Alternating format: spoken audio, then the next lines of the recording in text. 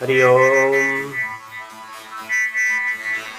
गजानन गजवदन गणनायक गणराज, प्रथम स्मरण आपका सिद्ध करें सब काज।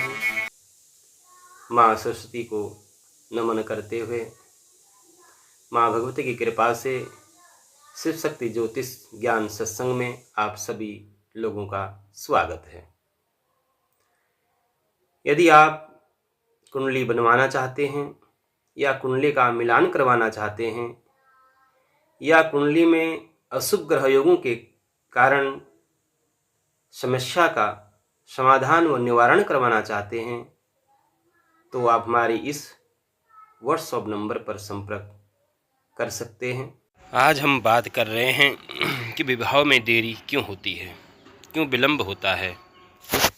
हमारे वीडियो को लाइक करें, सब्सक्राइब करें और शेयर करें। धन्यवाद।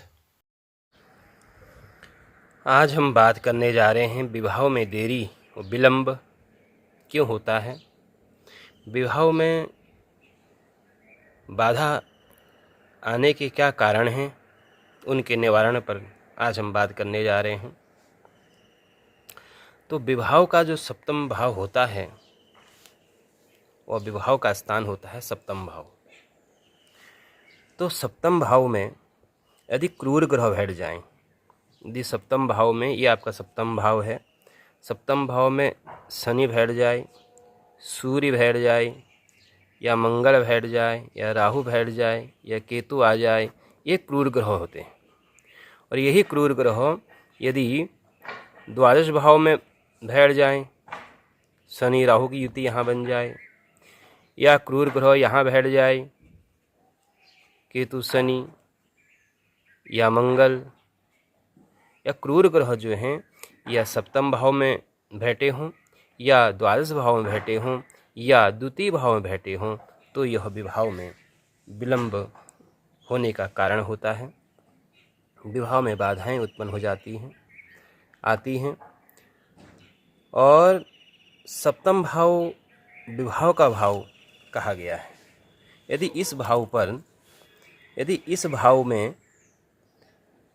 कोई नीच का ग्रह बैठ जाए, कोई नीच का बैठ जाए, सप्तम भाव में कोई नीच का ग्रह बैठे, या फिर द्वादश भाव में कोई नीच का ग्रह बैठ जाए, या फिर द्वितीय भाव में कोई नीच का ग्रह हो, तो वह भी विवाह में बाधा और विलंब होने का एक कारण होता है। हमने यहाँ देखिए, हमने लिखा है यहाँ सप्तम भाव। ये सप्तम भाव, तो सप्तम भाव का विचार विवाह में किया जाता है। तो सप्तम भाव में यदि कोई ऐसे ग्रह बैठ जाएं जो क्रूर हों, यदि सप्तम भाव में क्रूर ग्रहों का प्रभाव हो या बैठे हों या क्रूर ग्रहों की दृष्टि सप्तम भाव में पड़ रही हो, तो भी जो है विवाह विलंब का एक कारण बनता है। और सप्तम भाव में नीच का ग्रह बैठा हो तो भी विलंब होता है। अब सप्तम भाव में कोई दोष बन गया हो, सप्तम भाव में यदि कोई दोष बन गया हो, तो कोई दोष बन रहा हो, ग्रहण दोष बन रहा हो या अंगारक दोष बन गया हो या श्रापित दोष हो या विष दोष हो। विष दोष चंद्रमा और शनि से बनता है, श्रापित दोष राहु शनि से बनता है, अंगारक दोष मंगल और राहु से बनता है, ग्रहण दोष सूर्य के साथ राहु आ जाए, राहु के साथ सूर्य बैठा हो या चंद्र बैठा हो, तो ग्रहण दोष बन जाता है। या सप्तम भाव में चंद्र सूर्य और राहु की स्थिति बन जाए तो भी विवाह में विलंब होता है। और सप्तम भाव में यदि कोई ग्रह वक्री हो जाए, जैसे गुरु शनि, यदि यहाँ वक्री हो जाएं तो भी जो है विवाह में विलंब होता है। अब कहते हैं हम भावेश, जो सप्तम भाव का स्वामी होता है। यदि सप्तम भाव का स्वामी छठे भाव में, आठवें भाव में और द्वादश भाव में चला जाए तो भी विवाह में विलंब या देरी होती है। या 6, 8, 12 भाव का स्वामी सप्तम में बैठ जाए, अर्थात अशुभ भाव का स्वामी सप्तम में हो या सप्तम का भाव का स्वामी अशुभ भाव में चला जाए तो भी जो है विवाह में विलंब होता है या विवाह में देरी हो जाती है। अब द्वितीय और द्वादश भाव तो हमने आपको बता दिया कि यहाँ क्रूर ग्रह बैठे हों।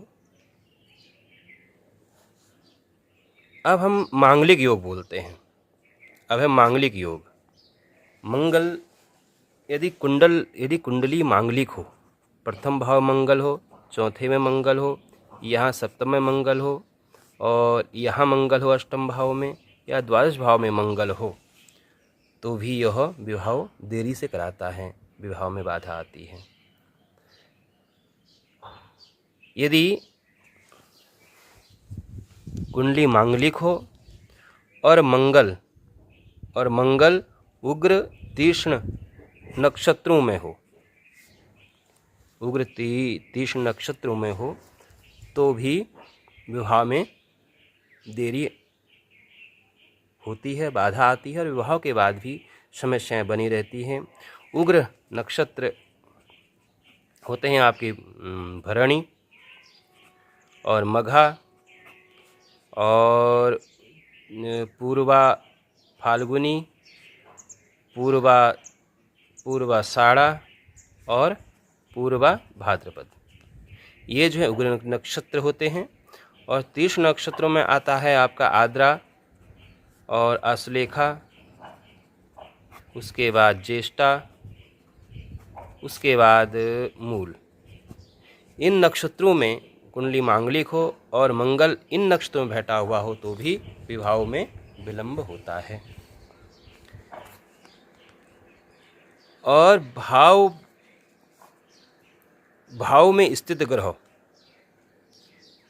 उस भाव में स्थित ग्रह और भावेश और कारक ग्रह, एक कारक ग्रह रहेंगे। कारक ग्रह यदि स्त्री की कुंडली हो तो उसमें कारक गुरु होता है और यदि पुरुष की कुंडली हो तो कारक ग्रह शुक्र होता है। यदि ये कारक ग्रह भी नीच हों या अस्त हों या अशुभ प्रभाव में हों तो भी विवाह में विलंब होता है, विवाह में देरी होने की संभावना होती है। तो भाव में स्थित ग्रह और भावेश और कारक ग्रह यदि उग्र और तीन नक्षत्रों में हों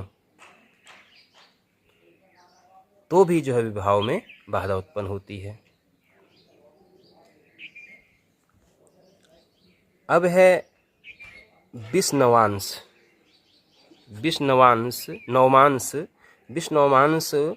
में यदि भाव का स्वामी यदि भावेश और सप्तम भाव में बैठा ग्रह और कारक यदि ये तीनों में से दो या कोई भी यदि विषनवांश में नवमांश में हो तो भी विवाह में बाधा उत्पन्न होती है। अब सप्तम भाव में बैठा ग्रह और सप्तमेश और कारक ग्रह ये बकरी हो जाएं, अस्त हो जाएं, नीच हो जाएं तो भी विवाह में विलंब होता है, देरी होती है। सबसे बड़ा रीज़न ये होता है कि जब विवाह का योग बन रहा होता है और हम जो हैं अच्छे रिश्ते के चक्कर में उस योगों को टाल देते हैं, तो फिर जब विवाह का योग बन रहा होता है तो बातचीत तो होती हैं और कुंडलियाँ भी मिल जाती हैं, लड़की देखने भी या लड़का देखने भी हम जाते हैं, लेकिन अच्छे के चक्कर में बोला उससे अच्छा और मिल जाए, इससे अच्छा और मिल जाए, ये अच्छे के चक्कर में विवाह का योग को हम टाल देते हैं और फिर जो है विवाह होने में समस्या होती है। तो ये भी सबसे बड़ा एक रीज़न रहता है। अब निवारण, जो ग्रह नीच के हैं, अस्ते हैं, और उनका जो ग्रह नीच के हैं, अशुभ प्रभाव में हैं, उन ग्रहों का दान करना चाहिए, जप करना चाहिए।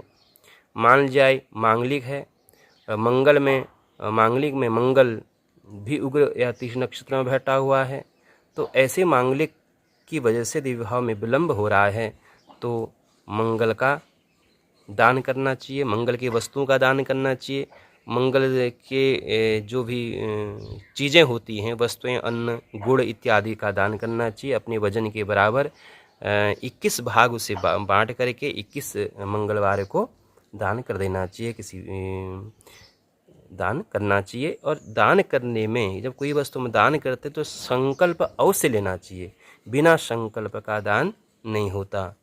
तो अवश्य संकल्प लें, मंदिर में दान कर दें, ब्राह्मण को दान कर दें, अन्य ऐसे ज़रूरतमंद व्यक्तियों को दान कर दें, तो बिना संकल्प का कोई भी दान ना करें। तो इन कारणों से विवाह में देरी होती है, विलम्ब होता है, उनका निवारण के लिए दान करना चाहिए, जप करना चाहिए। और यदि कन्या यदि मांगलिक हो तो उसे 16 सोमवार का व्रत भी ले लेना चाहिए। इस प्रकार से जो है, और यदि किसी प्रकार की भी आपको जानकारी चाहिए या कोई समस्या हो या तो हमारे नंबर पर आप संपर्क कर सकते हैं। आज के इस विषय में इतना ही, आगे के लिए फिर बाद में बात करेंगे। धन्यवाद।